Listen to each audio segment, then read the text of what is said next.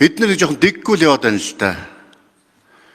20 оноос ингэж дэггүй явж байгаа үндсэн шалтгаан бол өчтөр шөнө гурван асуудлыг танаа одоо бүлгийнхэн ч оруулж ирээд шөнө дунд хэлсэн. Би үгүй хэлчихэ. Тэгээд дээрэс нь одоо энэ хүмүүс чинь 5 цагаас би санд шинээр үгүй. Хуралдаан дараалгч би за шинээр өгч тий. 5 цагаас өмнө эдгэр чинь нөгөө нэг дэгтээ юу хэлцэх асуудалтай холбоотой үгүй хэлчихсэн чинь тэр хэлцэх асуудал нь байхгүй байж хатал гинтхэн 3 асуудал ороод ирэхээр энэ хүмүүс чинь чөлөөтэй үг хэлэх эрх нь нэгдэж байгаа. Өөрөөсөө ингээд бас нэг энэ даргын зөвлөл мөвлөдөр нэг жоохон цаг нартай хугацаатай тэр одоо цэцгийн дүгнэлтийг 7 хоногийн дотор хэлцэх ёстой тэр зүйлээ шийдвэрлээд явсан бол ийм асуудал гарахгүй байхгүй да. За сандгийн бямцгт шүү. За даргын зөвлөлд бий байдгүй болохоор юу болсныг сайн мэдэхгүй. Улсын их хурлын чуулганы хуралд 10 цагаас эхэлдэг.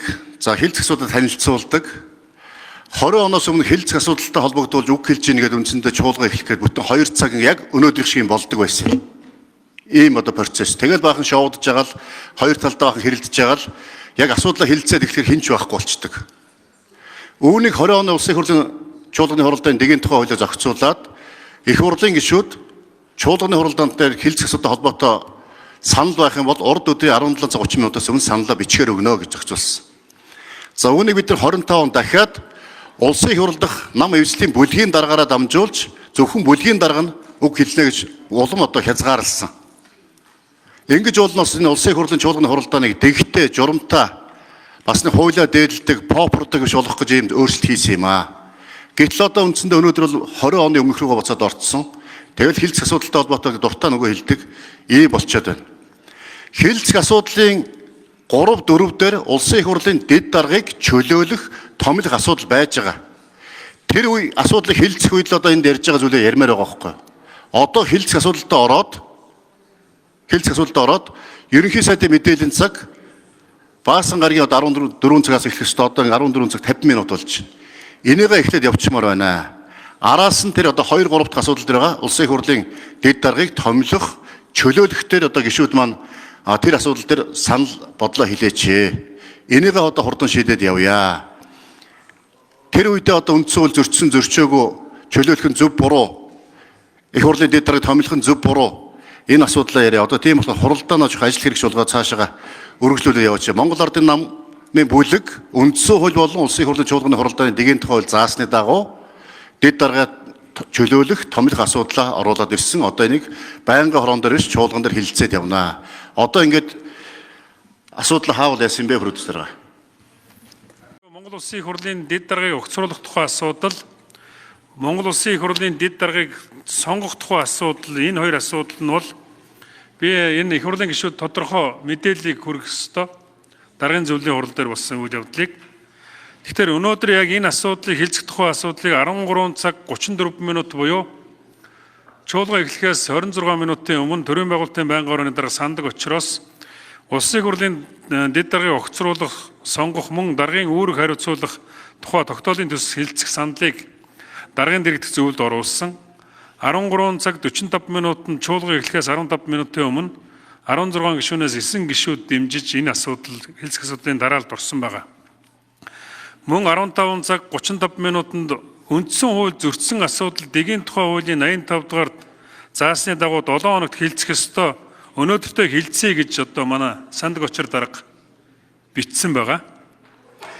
Тэгэхээр юугаар юу байнгын ороогоор цэцгийн дүгнэлтийг хэлцэх одоо ийм агуулга харагдж байна гэж үзэж байгаа.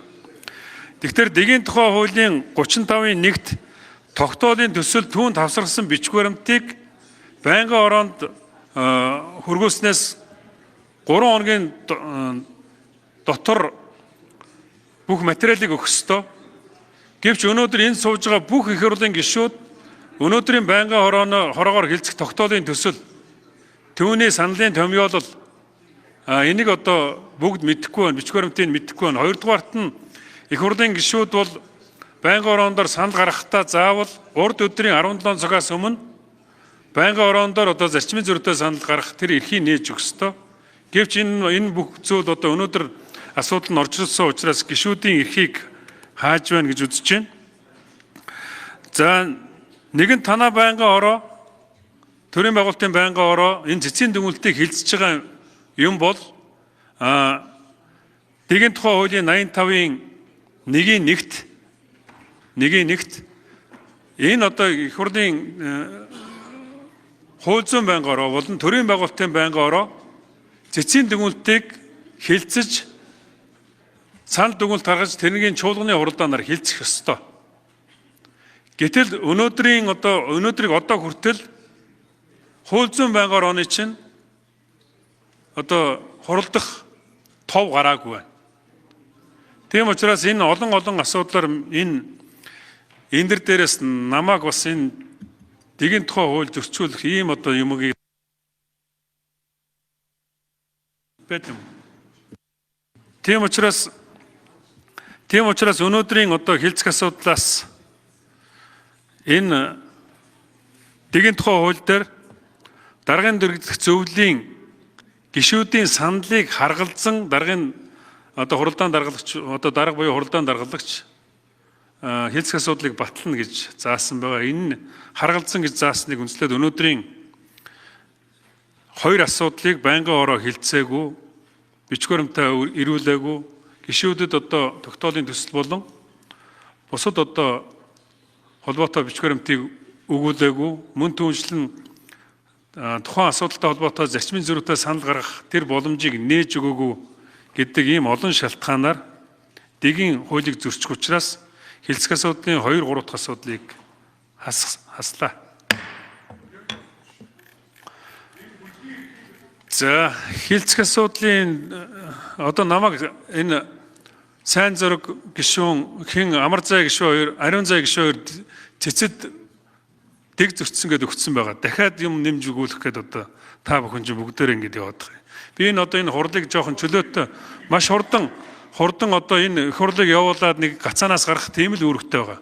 Тийм учраас энэ байнгын орооны одоо тогтоолын төсөл тэр энэ бүх зүйлийг 2 дахь өдөр хилцүүлээ 3 дахь өдөр энэ чуулганы хуралдааныг ээлжид бусаар хуралдуулаад ингээд хурдан шийдээд танаад тэр одоо дид дарагч чинь энэ эрхий чинь нөгөөд ингээд биишээ суучмаар байна тийм.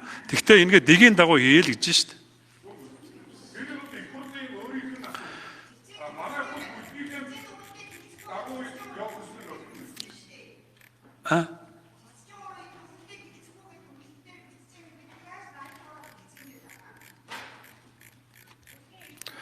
За тэгэхээр нэг зүйлийг өөрөлдвөл Монгол улсын их хурлын даргаыг огцруулах тухай асуудлыг хилцэн.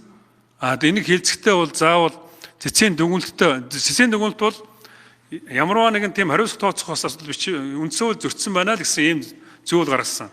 Тийм учраас энэний дагуу тодорхой хэмжээр хариуцлага тооцох тухай асуудлыг улсын их хурл заавал хилцэх ёстой. Тийм учраас одоо ингээд дэг зөрчсөн асуудлаар одоо сайн зураг гишүүн намайг цэцэд өгсөн байгаа, ариун зай гишүүн өгсөн байгаа. Тийм учраас би өөр ганцаархнаа очино. Та нар бүгдээр очиороо за.